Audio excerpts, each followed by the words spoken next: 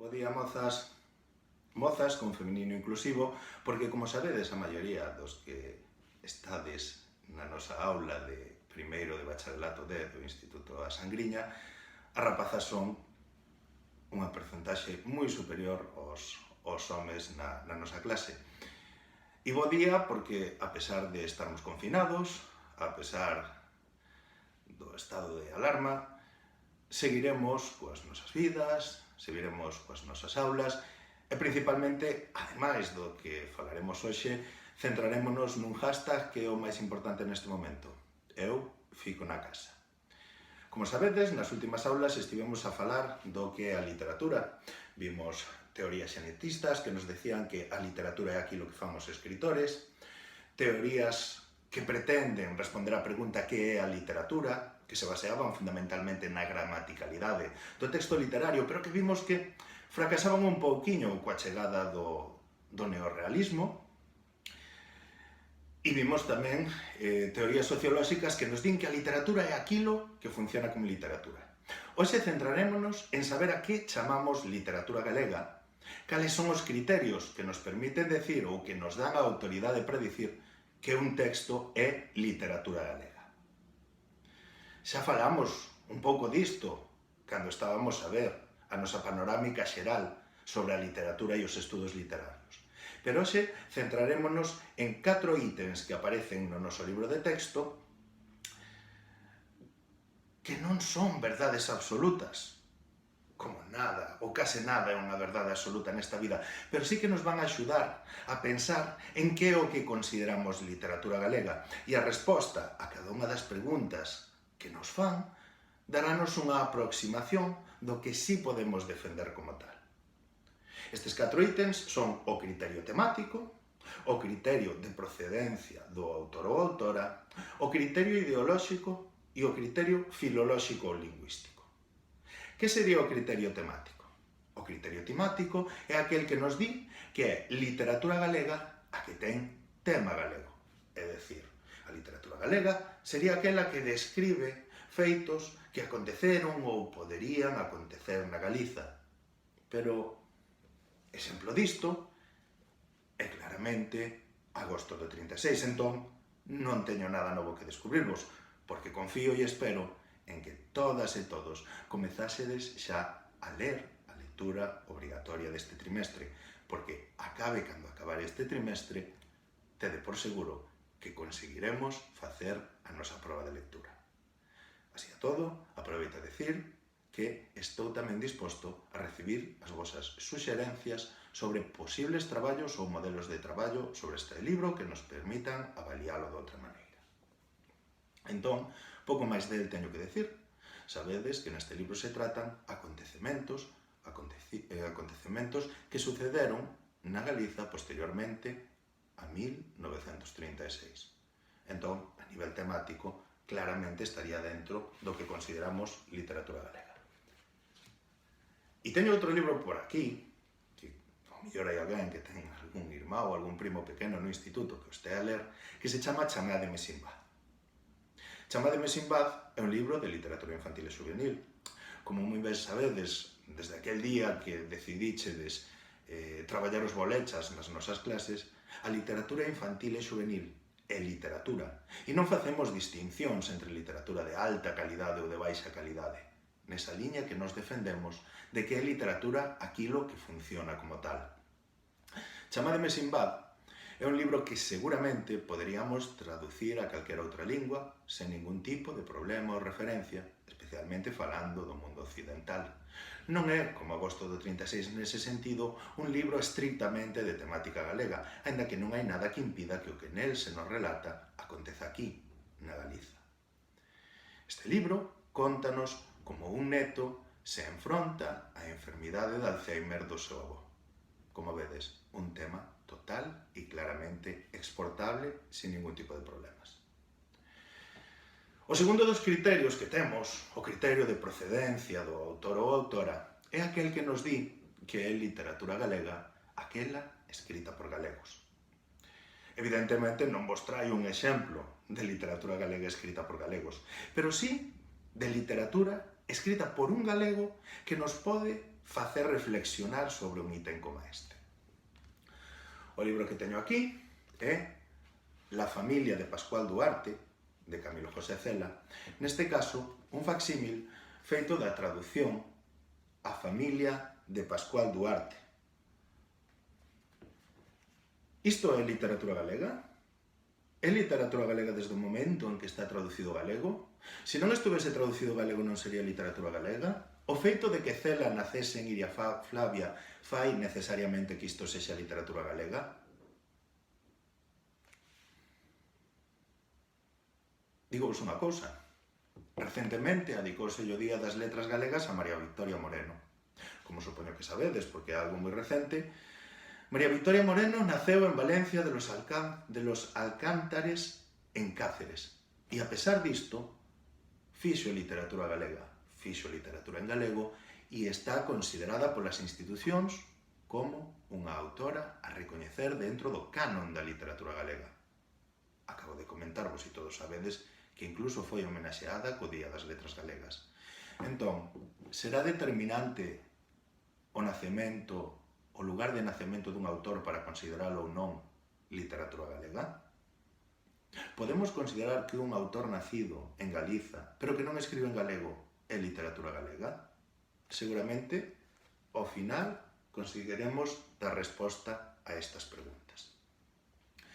O criterio ideolóxico. Salvo algúns panfletos escritos en galego, fundamentalmente poesía, durante a época da Guerra Civil 1936-1939, é relativamente difícil encontrar textos escritos en galego que podamos considerar literatura galega que ideolóxicamente atenten, entre aspas, contra a idea do galeguismo. Outra cousa é que consideremos que para que un texto sexa literatura galega necesariamente ten que ter un posicionamento ideolóxico favorable ao galeguismo ou a defensa da nosa cultura e da nosa identidade.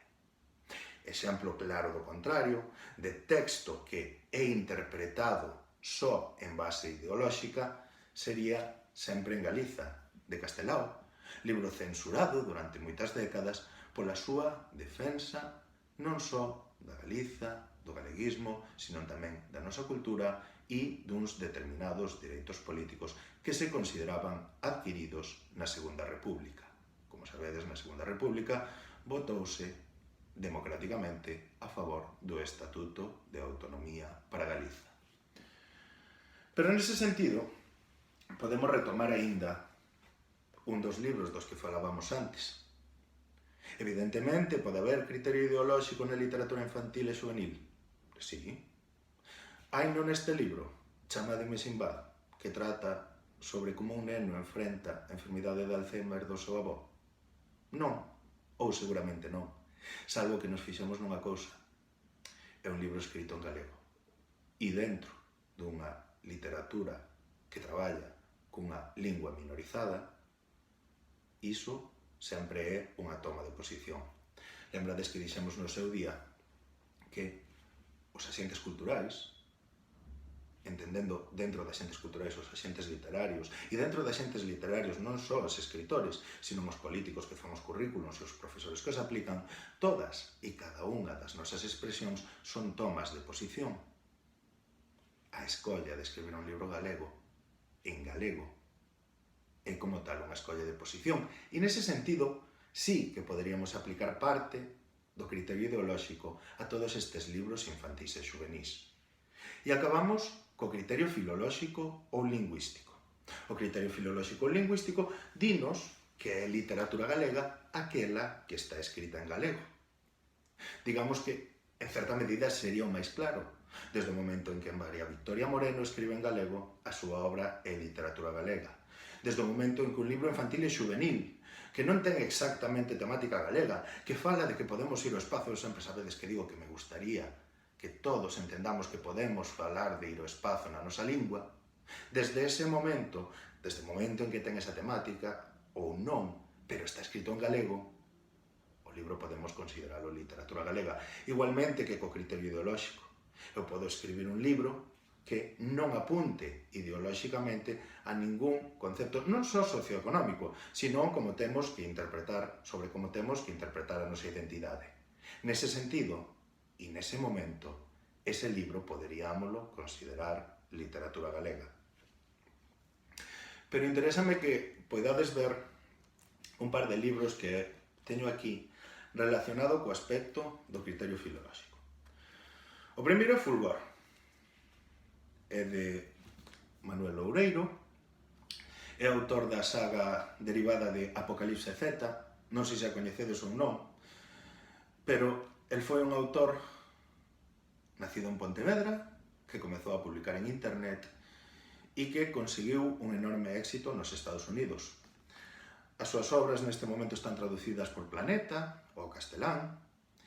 A min encantaríame que toda a obra de Manuel Loureiro estea traducida ao galego, e oxalá haxa implicación para isto, pero en que medida Manuel Loureiro, autor galego, é literatura galega, cando ademais publica inicialmente en inglés, publica inicialmente en Estados Unidos? Credes que, compartindo algún destes criterios, a literatura estadounidense o contemplará como un autor estadounidense? Polo menos dá que pensar. Deberíamoslo considerar ou non literatura galega. Outro dos libros que vos traigo é Cantigas de Amigo e outros poemas. Moi de actualidade neste momento, porque é un libro de poemas de Ricardo Carballo Calero, o autor ao que se lle dedican este ano as letras galegas. Neste caso non estamos falando do criterio lingüístico ou filolóxico, e por iso se chama tamén filolóxico, no sentido en que este libro está escrito noutra lingua.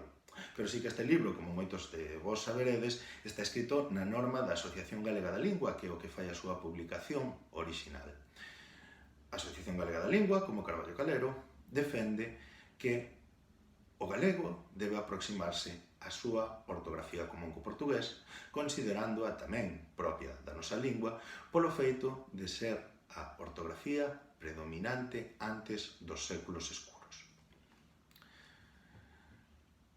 Creo que é imposible non considerar a Ricardo Carballo Calero un autor galego, pero se comparades un poquinho a súa traxectoria coa de moitos homenaxeados que o precederon,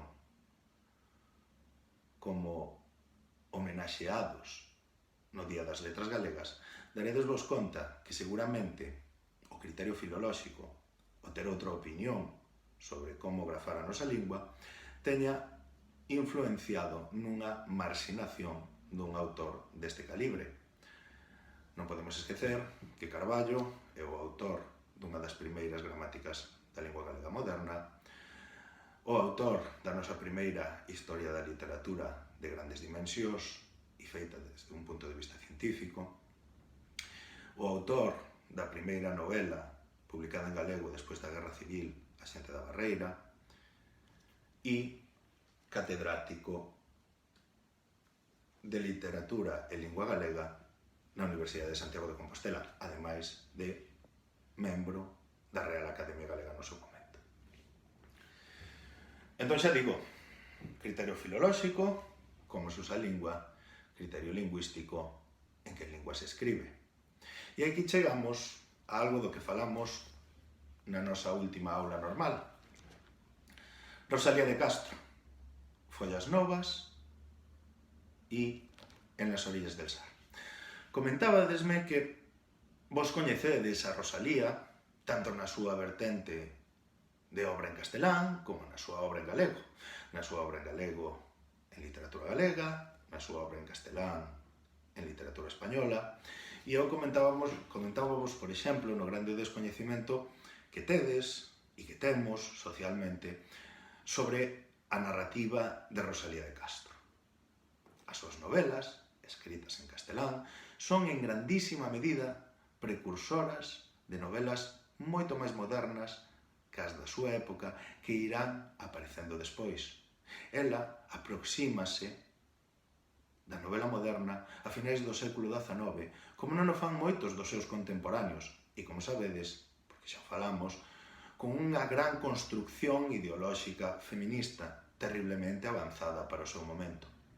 pero esas novelas habitualmente pasan de largo para a literatura española, ou polo menos nos vosos currículums escolares.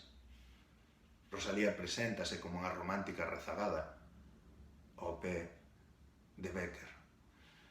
Para a literatura galega toda a súa obra en castelán tamén queda moi á marxe, tanto do currículum como dos manuais de historia da literatura. Será Follas Novas só literatura galega, será En las orillas del Sar só literatura española. Como vedes, se o pensamos ben, o criterio temático, o criterio de procedencia do autor ou autora, o criterio ideolóxico e o criterio filolóxico non dan por si sós unha resposta clara e nítida ao que é a literatura galega. Durante moitísimos anos houbo algúns que prevaleceron sobre outros. Posiblemente, na década dos anos 20, por moitos membros das Irmandades da Fala, se considerase que Valle Inclán, en castelán, facía literatura galega, porque, entre outras cousas, trataba temáticas galegas e falaba de Galiza. Desde unha visión actual, seguramente moitos, ou a totalidade incluso, dos manuais de historia da literatura galega considerarán que Valle Inclán non fai literatura galega, meramente polo criterio lingüístico. Poderíamos concluir así que sí que no noso sistema, actualmente, se considera que é literatura galega aquela que está escrita originalmente en galego. Xa digo, criterio temático, criterio de procedencia do autor ou autora, criterio ideolóxico e criterio filolóxico ou lingüístico. Durante determinados momentos, algúns prevaleceron. Houbo décadas nas que non se concebía unha literatura galega que non estivese directa e evidentemente comprometida ideolóxicamente co galeguismo. Actualmente, como ben sabedes, temos novela policíaca, novela erótica, como vos dicía, incluso western en galego, que nos van pensar que o campo de acción temático e ideolóxico se ampliou, que desde a nosa literatura podemos escribir con normalidade sobre calquera tema, e o único que sí que podemos reclamar, igual que no resto da nosa sociedade, é que o galego teña un uso normal, natural e adecuado, tanto no ámbito literario como no ámbito do social, como lingua que é de noso de todos os galegos e as galegas. E sen máis, hoxe quedamos por aquí. Unha pequena pílula de galego para estes días de coronavirus. Moito ánimo, quedade na casa e un abrazo. Chao.